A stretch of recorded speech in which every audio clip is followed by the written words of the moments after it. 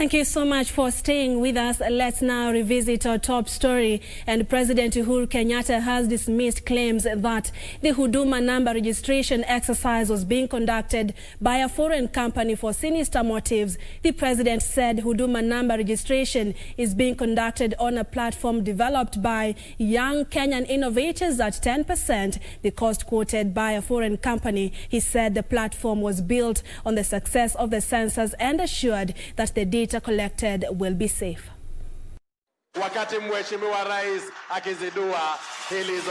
Plans by the government to undertake another Huduma number registration exercise has been beset by claims of sinister motives and aspersions cast on the safety of the data based on allegations that a German firm was the one running the exercise. Speaking at the Kenya Wildlife Service Law Enforcement Academy in Manyani, President Uhuru Kenyatta sought to set the record straight. After watching and listening to certain individuals speaking out of total ignorance, and to hear them talk about, Germans coming to do Huduma number, I don't know which contracts being signed for I don't know how many billions. So I decided it's important I bring you so that you can meet the Germans. These are the Germans that...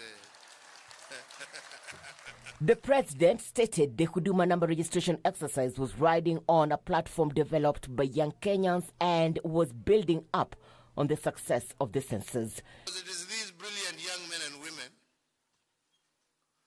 who just with a little bit of financial support and using their ingenuity have helped us to develop a platform that allowed us to do our census and deliver the results of a census in record time until we have countries from all over Africa, including Europe, wanting to know how did you manage to develop that system.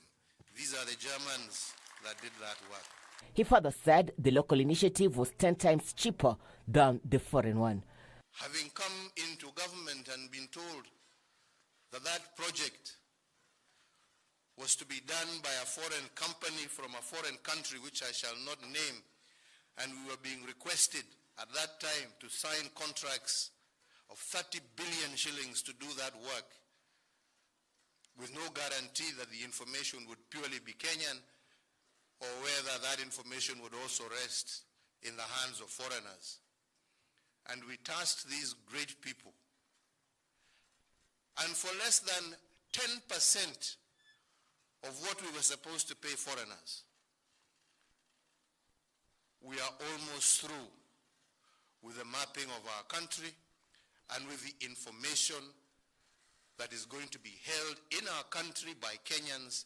The president, his deputy William Ruto, and ICT CS Joe Musheru challenged Kenyans to shift their preference for foreign companies, yet Kenya was endowed with brains that can offer solutions to local challenges.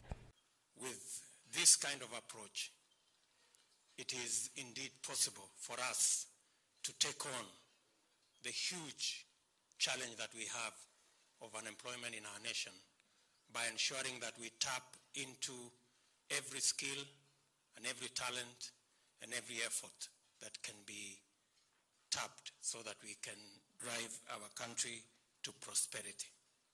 So by building this, one, we've created cost savings. We've created independence for us as a country. We've also ensured that our data and information is not available to the rest of the world. And we are creating our own knowledge.